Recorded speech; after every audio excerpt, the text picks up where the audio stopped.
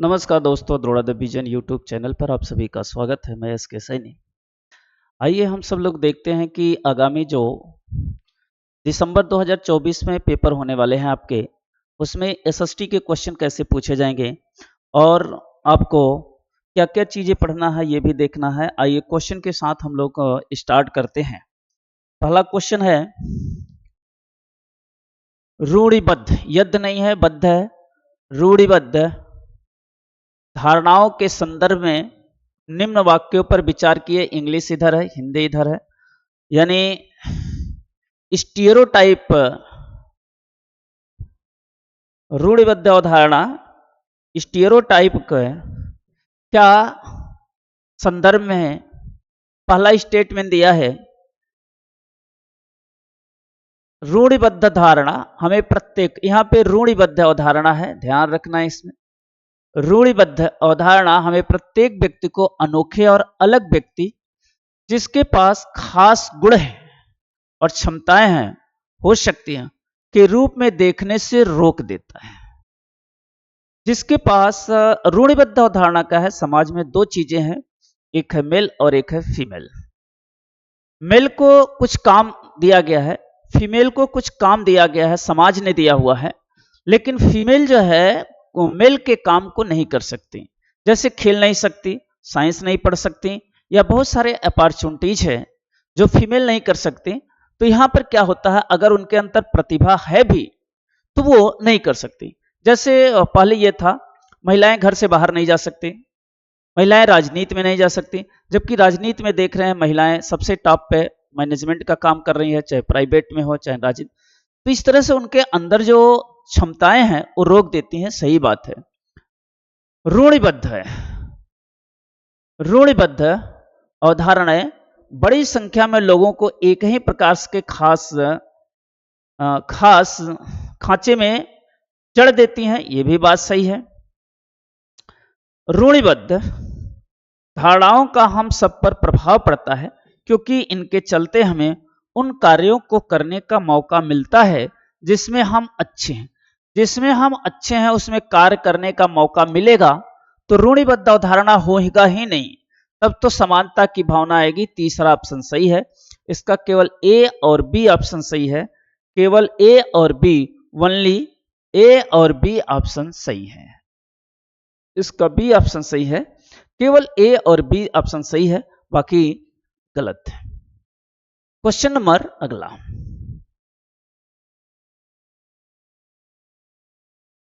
इसके विषय में कुछ कंसेप्ट दे लेते हैं। रूढ़िबद्ध एक प्रकार की विचारधारा है जो किसी चीज के बारे में पुराने समय से चली आ रही तथ्य सिद्धांतों पर विश्वास करता है।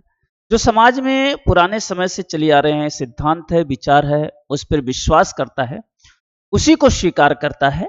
रूढ़िबद्ध परिवर्तन को स्वीकार नहीं करता है या चैलेंज को स्वीकार नहीं करता।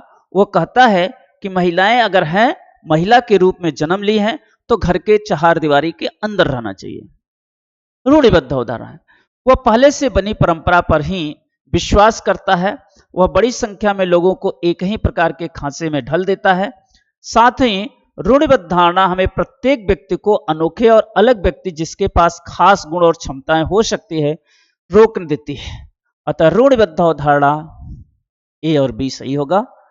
तो यहाँ पे यही आपको मिला कि रूढ़िबद्ध अवधारणा है वो अगर किसी व्यक्ति के बारे में विशेष प्रतिभा है तो उसे रोक सकती है। निम्नलिखित क्षेत्रों में से उन क्षेत्रों की पहचान कीजिए जहां अतीत में आए अरबी और चीनी व्यापारियों के उल्लेख के सांस्कृतिक प्रभाव पड़ता है। एक अरबी यात्री है और कहां आया था, और एक चीनी यात्री है। अरबी यात्री जो होता है अरब कंट्रियन से आया था, और चीनी यात्री जो है यहां पे आपको देखेंगे ये है लेह लद्दाख। लेह लद्दाख है। अरबी यात्री इधर से थे, अरबियन कंट्री इधर से है, इधर से अरबियन लोग आए हैं, और इधर से मिड एशिया से लोग आए थे, मध्य एशिया से आए थे। तो अरब कंट्री इधर है, इधर से जो है भारत की ओर आए, और यहां पर एक है केरल। केरल में इधर से चीन के लोग आए थे, और चीन के लोग किस लिए आए थे? व्यापार करने के लिए आए थे, मछली पकड़ने के लिए आए थे। इससे वहां के एक जाल है चीना वाला।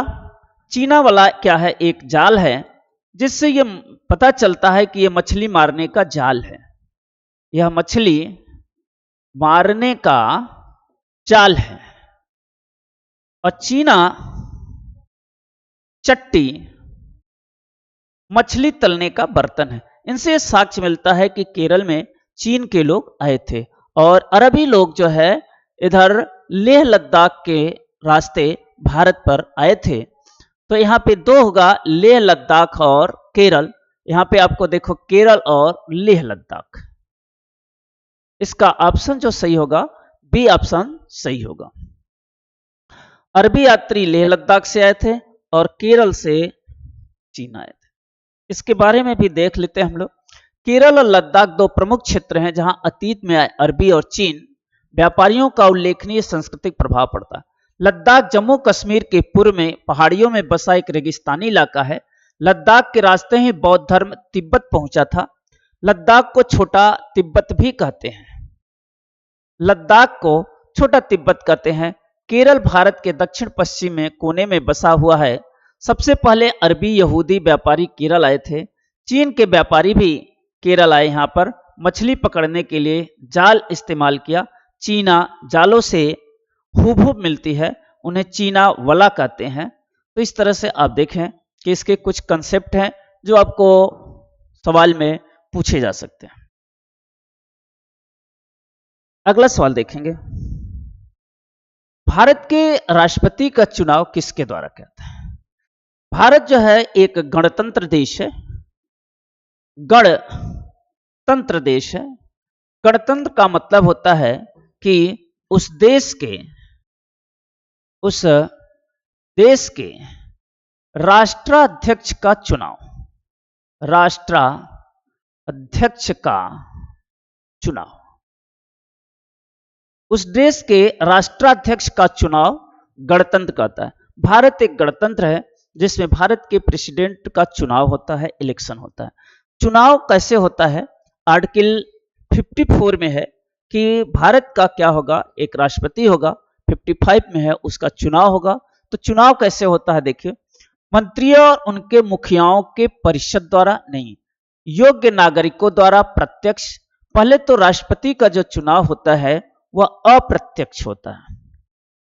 भारत का जो राष्ट्रपति है, जिसकी आयु 35 वर्ष हो गई है, जो किसी लाभ के पद पर नहीं है, जो किसी लाभ के पद पर नहीं है,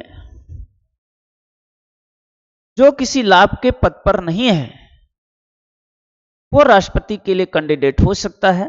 और जब इसका चुनाव होगा तो इसका जो चुनाव होता है अप्रत्यक्ष होता है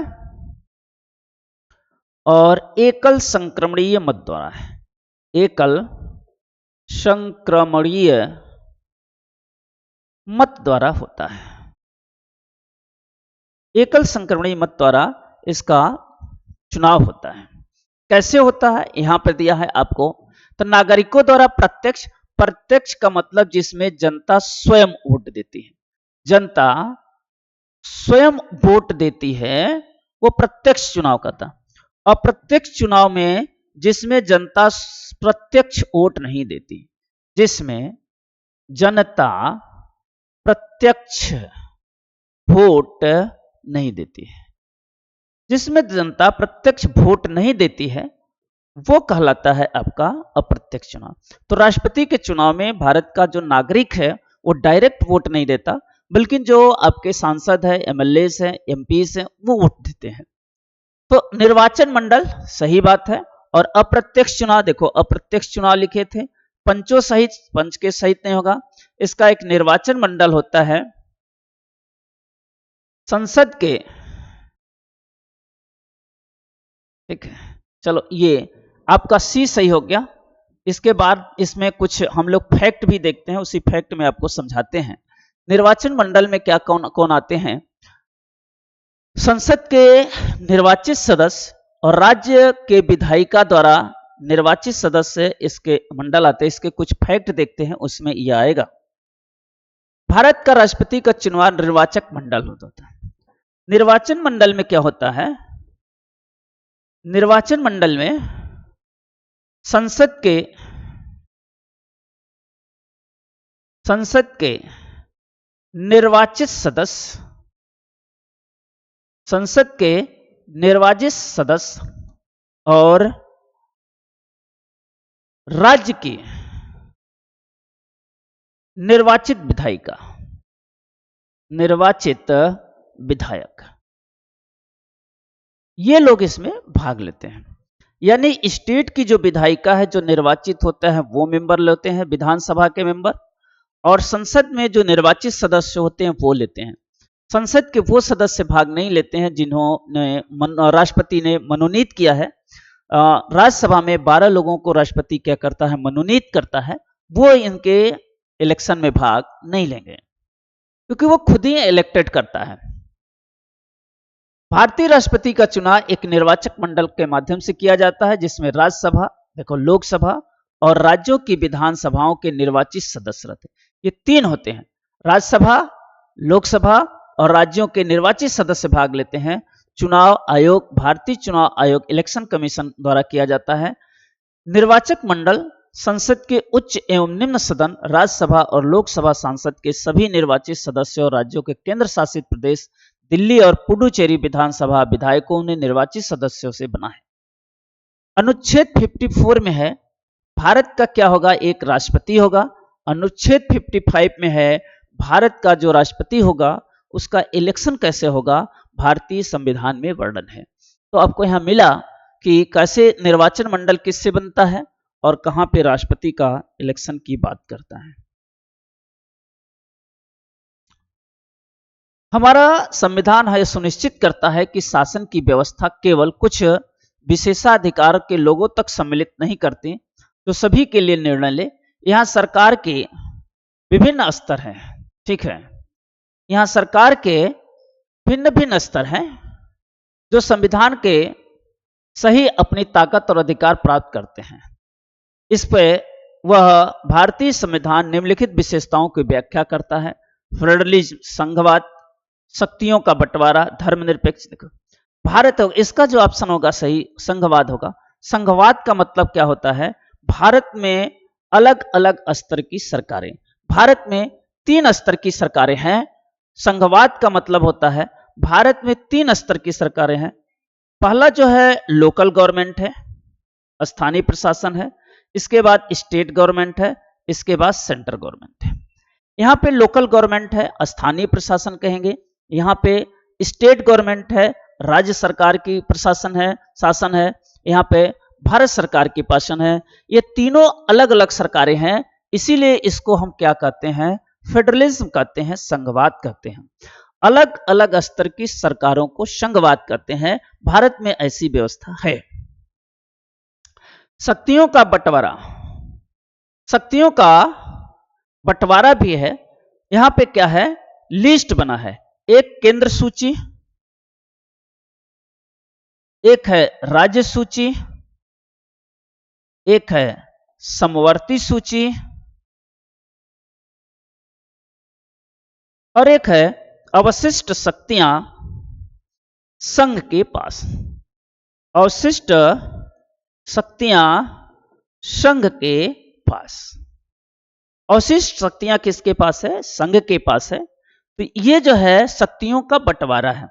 केंद्र सूची पर भारत सरकार कानून बनाएगी, राज्य सूची पर दोनों राज्य सरकार कानून बनाएगी, समवर्ती सूची में जिसमें शिक्षा रखा गया है उस पे जो है दोनों सरकारें कानून बनाते हैं। राज्य सूची पर राज्य सरकार, केंद्र सूची पर केंद्र, समवर्ती सूची में केंद्र और राज्य दोनों कानून बनाते हैं। और जो बची खुची शक्तियां हैं वो सरकार केंद्र के पास है, जिसपे संसद कानून बनाती है। केंद्र का मतलब संसद। धर्मनिरपेक्ष, भारत एक धर्मनिरपेक्ष राज्य है, जिसमें क्या करेगा? भारत सरकार जो है किसी विशेष धर्म को बढ़ावा नहीं देगा, किसी धर्म को बढ़ावा नहीं देगा, सभी धर्मों को समान रूप से मानेगा। इसी को हम कहते हैं धर्मनिरपेक्ष। भारत में संसदीय शासन प्रणाली है जिसमें 2 सदन है, एक है लोकसभा और एक है राज्यसभा। एक है लोकसभा, एक है राज्यसभा। और संसद जो बनता है, एक क्वेश्चन भी पूछा था, संसद जो है किससे मिलकर बनता है? संसद जो है लोकसभा से बनेगा, राज्यसभा से बनेगा और प्रेसिडेंट राष्ट्रपति से बनता है। लोकसभा, राज्यसभा और राष्ट्रपति तीनों से मिलकर के भारत की संसद बनती है। अच्छा, इसके बारे में भी कुछ हम लोग देख लेते हैं। भारतीय संविधान यह सुनिश्चित करता है कि शासन की व्यवस्था केवल कुछ विशेषाधिकारों तक सम्मिलित नहीं करती जो सभी के लिए निर्णय ले। यहां विभिन्न स्तर है जो संविधान से ही अपनी ताकत और अधिकार प्राप्त करते हैं। भारतीय संविधान के संघवाद विशेषता की व्याख्या करता है। संघवाद मूल रूप से एक द्वैध सरकार प्रणाली है, ड्यूअल गवर्नमेंट सिस्टम है, जिसमें एक केंद्र और कई राज्य शामिल होते हैं। संघवाद संविधान की मूल संरचना के स्तंभों में से एक है। जैसा कि सर्वोच्च न्यायालय ने एस.आर. मुंबई बनाम भारत संघ, यह एक वाद दायर किया था, केस दायर किया था, जिसका नाम है एस.आर. मुंबई। मुंबई को कहते हैं। भारत संघ के खिलाफ मामले में दोहराया था कि राज्य संघ के महज उपांग नहीं है। उपांग मतलब होता है अंग। जो भारत सरकार है उसके केवल अंग नहीं है। जैसे कोई बाप और बेटा है, तो बेटा केवल बेटा ही नहीं है, वो उसका कार्य भी देख सकता है। और संघ का यह सुनिश्चित करना चाहिए कि राज्यों की शक्तियों को कुचला नहीं जाएगा, बल्कि संघीय सिद्धांतकार केसी वेयर ने भी कहा था। केसी वेयर क्या है?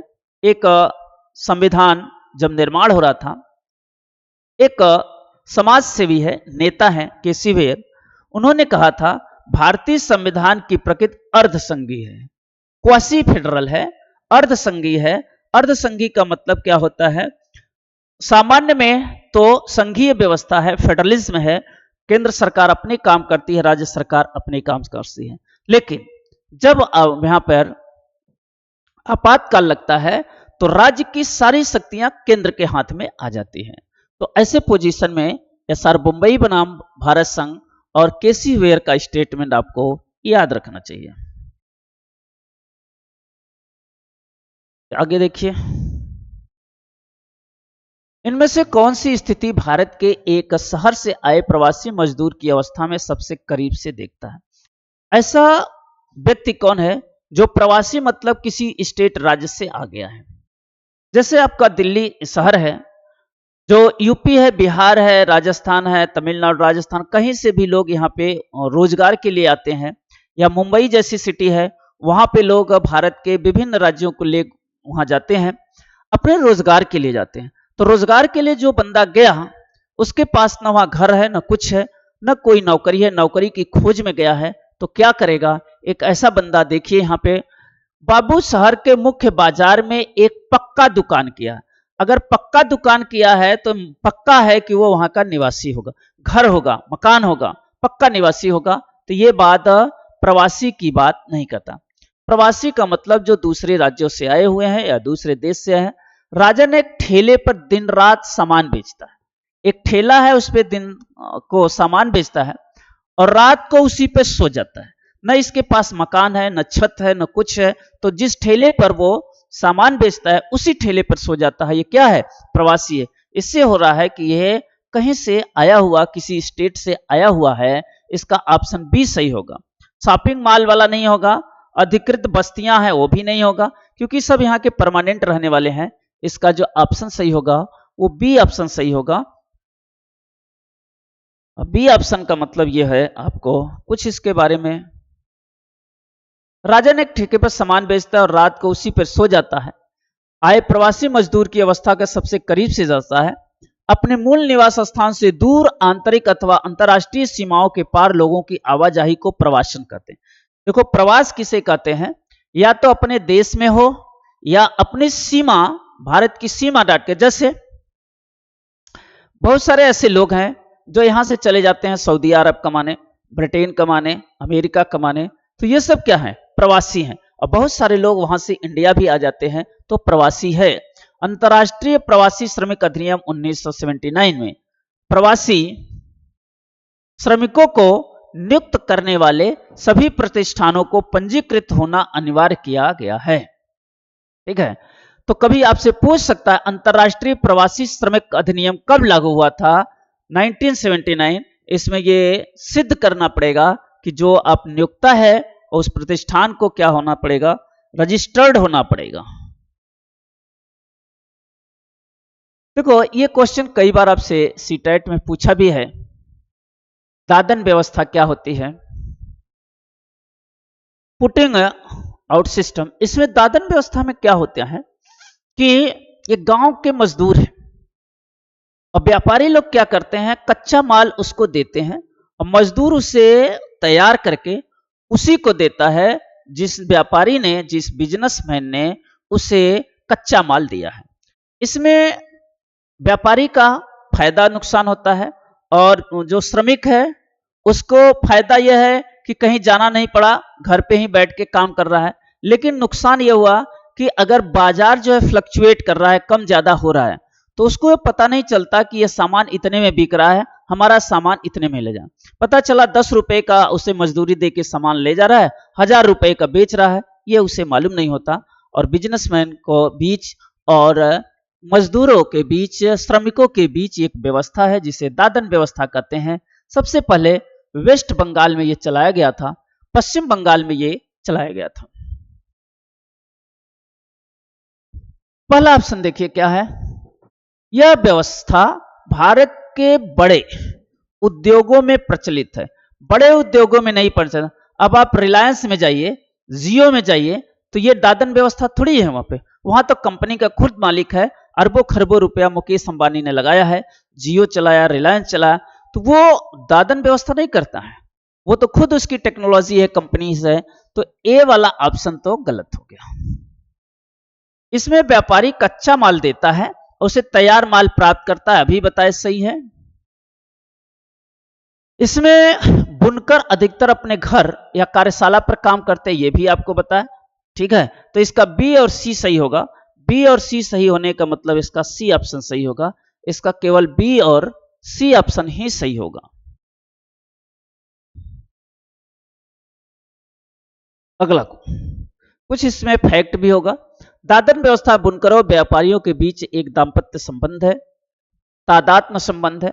तादात्म्य मतलब एक रिलेशन है, स्थापित होता है जिसमें तैयार माल प्राप्त होता है। यह दादन व्यवस्था भारत के अधिकांश क्षेत्रों में बुनाई उद्योग में प्रचलित है। इसमें चुनकर नहीं बल्कि क्या होता है, बुनकर।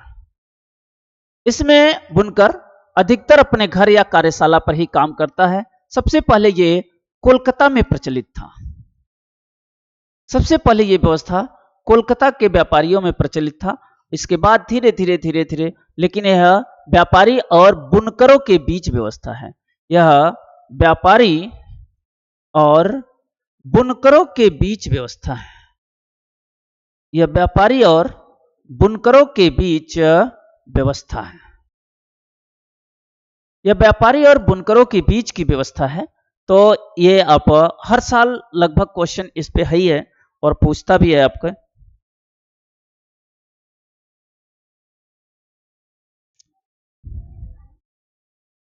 एक कहानी, एक विरोध प्रदर्शन के दौरान पुलिस द्वारा हेक्टर पीटरसन की घटना किससे ऐतिहासिक संघर्ष है? अमेरिका में रंगभेद, नेपाल में रंगभेद, यह दक्षिण अमेरिका में रंगभेद की नीति से है जुड़ा हुआ क्या कहानी? दक्षिण अमेरिका के सोवेटो शहर में, यह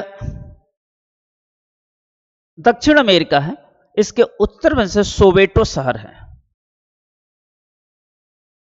सोवेटो शहर है और इस शहर में वहां के मूल निवासी निवास करते हैं। और मूल निवासी जो भाषा बोलते हैं, मूल निवासी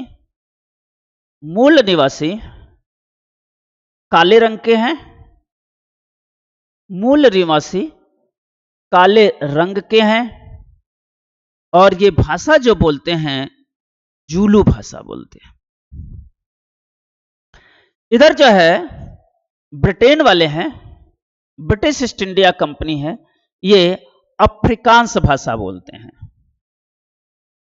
यह अफ्रीकांस भाषा बोलते हैं।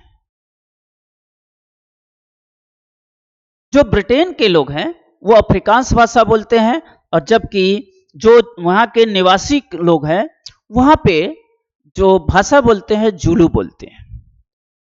जो हेक्टर पीटरसन है वह यहाँ का मूल निवासी है और उसके स्कूल में जूलू में पढ़ाई होती है। मातृभाषा है उनकी, अच्छा है, बच्चे कंफर्टेबल है, समझते हैं, कोई दिक्कत नहीं। लेकिन ब्रिटेन वाले ये चाहते थे कि इनकी जो पढ़ाई हो रही है जूलू भाषा में ना होकर अफ्रीकांस भाषा में हो। क्यों? अगर अफ्रीकांस भाषा में पढ़ेंगे और ये बोलेंगे तो जो वो एक्टिविटी कर रहे हैं वो ये समझ जाएंगे। अगर इन अफ्रीकांस भाषा बोलते हैं और ये जूलू भाषा बोलते हैं तो इनकी एक्टिविटी को ये नहीं समझ पाते। जैसे हमारे यहाँ बहुत सारे हैं, देखते हैं ब्रिटेन से अंग्रेज लोग आते हैं घूमने के लिए, इंग्लिश में वो टॉक करते हैं, बहुत सारे तो अब हिंदी भी वहां जान गए हैं, लेकिन मैक्सिमम लोग को क्या करते हैं, यहाँ को लोग मान लो हिंदी में गाली दे दिए, हिंदी में गाली देते हैं तो वो समझ नहीं पाते, इसलिए हंसते हुए मुस्कुराते हुए निकल जाते हैं। लेकिन वही इंग्लिश में गाली देंगे तो समझ जाएंगे। यही बात वहां पे जूलू और अफ्रीकांस भाषा में हुई। वो चाहते थे कि अफ्रीकांस भाषा को सीखे, लेकिन हेक्टर पीटरसन ने क्या किया, उस भाषा को सीखने से मना कर दिया। कहा कि हम अपनी मातृभाषा में सीखेंगे। और ब्रिटेन वालों ने इसे क्या किया, पकड़ करके जो है 1900, ठीक है, इनसे पकड़ करके बीच चौराहे पर गोली मार दी। ठीक है, यह रंगभेद की नीति के कारण हुआ। अंत में नेल्सन मंडेला जो गांधीवादी नेता कहे जाते थे, जो गांधीवादी नेता हैं नेल्सन मंडेला, वो उन्होंने जो है आगे आया और अंत में 1994 ईस्वी में दक्षिण अफ्रीका को रंगभेद की नीति से समाप्त कर दिया। वहां का एक नया संविधान हुआ, रंगभेद की नीति पर प्रतिबंध लगा दिया गया और एक नया संविधान हुआ जिसमें सबको क्या हो गया, समान अधिकार दिया गया। तो रंगभेद की नीति के संदर्भ में नेल्सन मंडेला 1994, क्वेश्चन भी पूछा था सीटेट का कि कब भारत दक्षिण अफ्रीका स्वतंत्र हुआ, 1994 में। ठीक है, और रंगभेद की नीति से बाहर हो गया। यही कहानी इसमें है। हिंदू उत्तराधिकार अधिनियम 2005। ठीक है, हिंदू उत्तराधिकार अधिनियम 2005 ये क्या कहता है, ये कहता है कि पिता की संपत्ति में बेटी का अधिकार, पिता की संपत्ति में बेटी का अधिकार भी होगा। यह बेटियों को विवाह के बाद नहीं, गलत हो जाएगा, विवाह के, यह बेटियों को पिता की संपत्ति में अधिकार दिलाता है। ऑप्शन बी सही होगा, बाकी ये भी सही गलत होगा, ये भी गलत होगा। हिंदू उत्तराधिकार अधिनियम 2005 ये कहता है कि हम इसके बारे में कुछ फैक्ट भी देख लेते हैं। हिंदू उत्तराधिकार अधिनियम 2005 के अनुसार व्यापारियों के पिता, रीता नहीं, पिता की संपत्ति में अधिकार दिलाता है। सितंबर 2005 में 1956 के अधिनियम में संशोधन के बाद वर्ष 2005 में महिलाओं को संपत्ति विभाजन के लिए सहायिका के रूप में मान्यता दी गई थी। इस अधिनियम की धारा 6 में संशोधन किया गया था ताकि एक सहायक कोऑपरेटरी की पुत्री को भी जन्म से सहायिका बनाया जा सके तथा यह लैंगिक समानता की ओर एक महत्वपूर्ण कदम है। Indian celebratory Republic day order. ठीक, अगला क्वेश्चन फिर हम लोग देखते हैं। भारत के दिन याद करने के लिए गणतंत्र दिवस मनाते हैं। पहला ऑप्शन दिया हुआ है भारत के आम चुनाव के लिए, भारत की स्वतंत्रता के लिए, संविधान के लागू होने के लिए और संविधान की लेखन के लिए। जानते हैं गणतंत्र दिवस गणतंत्र दिवस 26 जनवरी पहली बार 1950 को मनाया गया था और हर साल अब हम 26 जनवरी को गणतंत्र दिवस मनाते हैं। क्यों मनाते हैं? किसी 26 जनवरी को संविधान लागू हुआ था। संविधान जो है लागू हुआ था इसी 26 जनवरी 1950 को। तो संविधान लागू होने के संदर्भ में हम लोग मनाते हैं। गणतंत्र दिवस जो है संविधान के लागू होने के लिए मनाते हैं। इससे कुछ फैक्ट भी देखते हैं, कब यह लागू हुआ, कब यह बनकर के तैयार हुआ। यहाँ पे संविधान के लागू होने की दिन याद करने के लिए हम लोग गणतंत्र दिवस मनाते हैं। भारतीय संविधान की मूल संरचना भारत सरकार अधिनियम 1935 पर आधारित है। भारत का संविधान 26 नवंबर 1949 को औपचारिक रूप से अंगीकृत किया गया। अंगीकृत का मतलब यह हो गया कि यह जनता को सौंप दिया गया। 26 नवंबर 1950 ईस्वी को जो संविधान निर्माताओं ने उस पर साइन किया, दस्तखत किया और इसे भारत सरकार को, भारत की जनता को दे दिया। लेकिन यह 26 जनवरी 1950 को संविधान पूर्ण रूप से लागू बना। इस दिन 26 नवंबर 1949 को क्या हुआ था? संविधान क्या हुआ था? अंगीकृत किया गया था। अंगीकृत का मतलब यह होता है कि यह जनता को सौंप देना।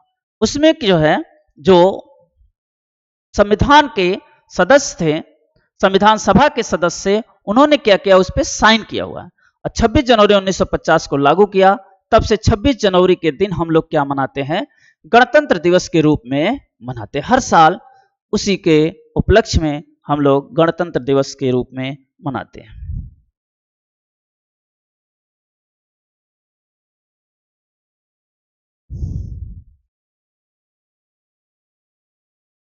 राम्या एक बेकरी सहयोगी कर्मी के रूप में काम करती है।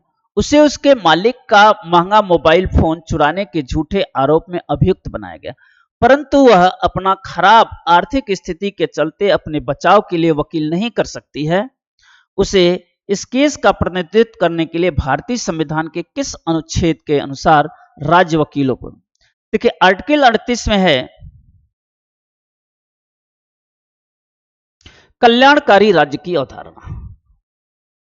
कल्याणकारी राज्य की अवधारणा, कल्याणकारी राज्य की अवधारणा इसमें है।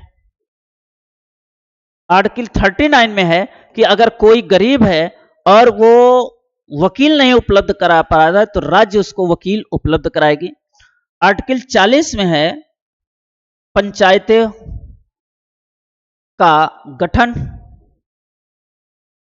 और आर्टिकल 21 में है मौलिक अधिकार है जीवन का अधिकार। यह एक मौलिक अधिकार है और इसे जीवन के अधिकार से जोड़ा गया था। जीवन के अधिकार से जोड़ दिया गया। तो यह एक प्रकार का, इस तरह हम लोग इस पे कंसेप्ट भी देखें। अच्छा, मौलिक अधिकार से जोड़ दिया गया, तो इसका ऑप्शन होगा 39 होगा। 39 को हम लोग यहाँ पे देखें। यहाँ पे आप कुछ कंसेप्ट भी देख सकते हैं। भारत के संविधान के भाग 4 के अनुच्छेद 36 से 51 तक क्या है? डीपीएसपी है, नीति निदेशक तत्व सिद्धांत है। डीपीएसपी शामिल है। यह आयरलैंड के संविधान से लिया गया है। कहां से लिया गया है? आयरलैंड के संविधान से लिया गया है। 42वें संविधान संशोधन, सुनिए, 42वें संविधान संशोधन द्वारा 1976 के द्वारा अनुच्छेद 39A में कहा गया है कि राज्य गरीबों को निःशुल्क कानूनी सहायता उपलब्ध कराएंगे। ठीक है, तो ये 30 कौन सा संविधान संशोधन है, ये आपके लिए इंपॉर्टेंट है।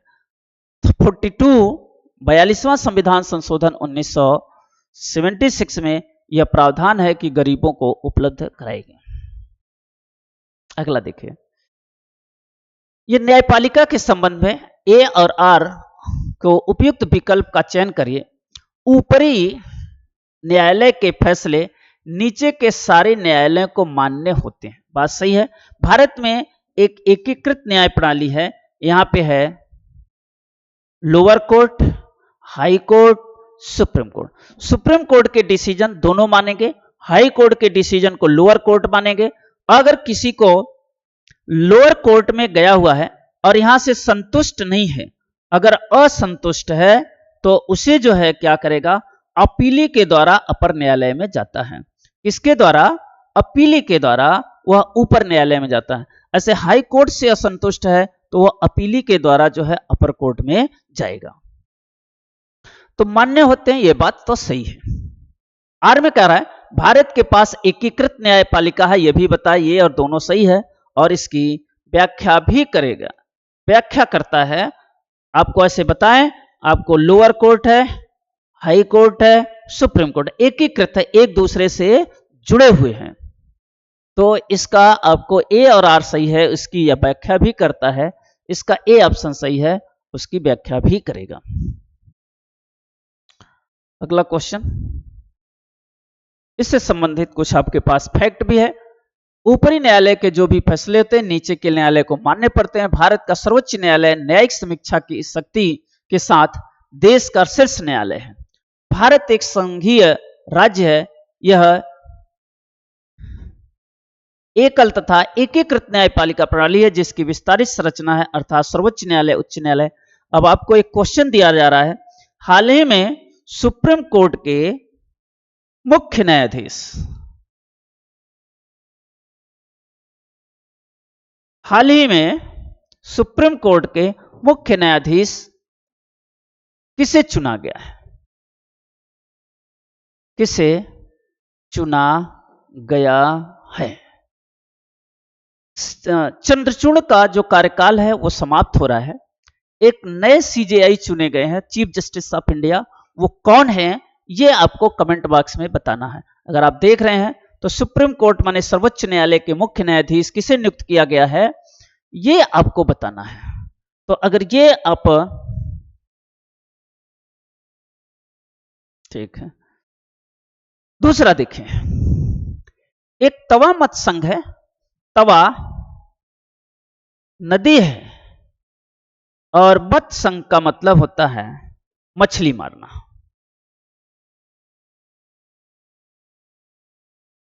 यानी तवा नदी में वहां के जो मछुआरे थे मछली मारते थे, तो राज्य सरकार ने क्या किया, मछली मारने पर रोक लगा दिया। वहां एक बांध बनाने लगे और वो कॉन्ट्रैक्ट पर दे दिया, मछली मारने का जो ठेका वो कॉन्ट्रैक्ट पर दे दिया। तो उन्होंने एक यूनियन बनाया और यूनियन बनाने के बाद उन्होंने सरकार से लड़ा और उसके बाद देखते हैं क्या होता है। तवा मत्स्य संघ, तवा नदी है और मत्स्य संघ मछली मारने का, मछुआरों का संघ है, का संगठन तवा बांध के निर्माण के खिलाफ हुआ था। तवा बांध के निर्माण के खिलाफ नहीं हुआ था। उनका यह कहना है चाहे बांध बनाओ चाहे कुछ बनाओ, हमें तवा नदी में मछली मारने का अधिकार चाहिए। वो मछली मारने के अधिकार के लिए लड़ रहे थे। इसलिए तवा मत्स्य संघ जो है ये तो गलत हो गया। तवा मत्स्य संघ का गठन मध्य प्रदेश के जंगल निवासियों के जीवन निर्वाह के लिए बांध पर मछलियां पकड़ने के काम को जारी रखने के लिए अधिकार से है। सही बात है। सी कह रहा है तवा मत्स्य संघ मछुआरों को ऋण भी उपलब्ध कराता था। सही बात है। इसका बी और सी सही होगा। बी और सी का मतलब ये ऑप्शन सही हो गए। इसका केवल ओनली वन बी और सी सही होगा, ए ऑप्शन सही नहीं होगा। तो इसका तवा मत्स्य संघ के बारे में आपने जाना। और अगला देखिए, इसके बारे में कुछ फैक्ट भी होगा, नहीं है।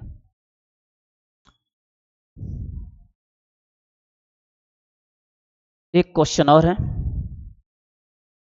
जनजातीय भाषाओं के बारे में कथनों को पढ़ें। संथाली भाषा का अपनी बड़ी मात्रा में प्रकाशन होता है जिसमें इंटरनेट पर पत्रिकाएं भी शामिल है। सही बात है। जनजातीय भाषाएं संस्कृत में बिल्कुल अलग है और संभवतः उतनी ही पुरानी है जितना कि ये। केवल एक सही है, ये इसका जो सही होगा। जनजातीय भाषाएं संस्कृत से बिल्कुल अलग है, उनकी अलग लैंग्वेज है और ये पुरानी भाषा भी है। ठीक है। 2003 में 92वें संविधान संशोधन संथाली भाषा डोगरी जोड़ी गई थी और ये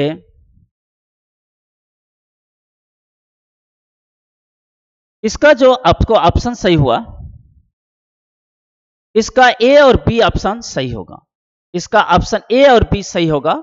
हम देखते हैं कि ये कैसे संथाली भाषा क्या है और जनजातीय भाषाओं संस्कृत से कैसे अलग है, ये दोनों सही है, लेकिन व्याख्या नहीं करेगा। यहाँ पर ए और बी दोनों सही है। इसके बारे में कुछ फैक्ट जान लेते हैं हम लोग। यहाँ पर है 92वां संविधान संशोधन अधिनियम द्वारा संथाली को भारतीय संविधान की 8वीं अनुसूची में बोडो, डोंगरी और मैथिली भाषाओं के साथ भारत में अधिकार प्राप्त भाषा की सूचीबद्ध किया गया। सन 2003 में 92वां संविधान संशोधन हुआ था, जिसमें 4 भाषाओं को जोड़ा गया था, जिसमें एक है आपका संथाली, बोडो, डोंगरी और मैथिली। ठीक है, 8वीं अनुसूची में इसे शामिल करने का अर्थ है कि भारत सरकार संथाली भाषा के विकास के लिए प्रतिबद्ध है। संथाली भाषा इंटरनेट पर पत्रिकाएं भी शामिल है। भारत का वर्ष 2011 की जनगणना के अनुसार देश भर में संथाली बोलने वाले 70 लाख से अधिक लोग हैं। जनजातीय भाषाएं संभवतः पुरानी तथा संस्कृत से बिल्कुल अलग होती है, तो ये भी बात सही है। इसका ए और बी दोनों सही है। इस तरह से हम लोगों ने क्या किया है कि